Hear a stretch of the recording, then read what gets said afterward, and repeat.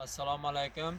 Hozirda biz Xorazm viloyati Tuproqqal'a tumani Obod mahallasi 172-son 172-095 sonli kontirdamiz. Bu yerga makka jo'xori ekini ekilgan bo'lib, jami 10 gektarni tashkil qiladi. Bu yerdagi ekinlarimiz ya'ni makka jo'xorimiz zamonaviy usullar bilan parvarishlanmoqda. Hozirda ekinlar hosil davrida. Ekinlarni yetishtirish umumiy oktyabr-noyabr oylarigacha davom etadi.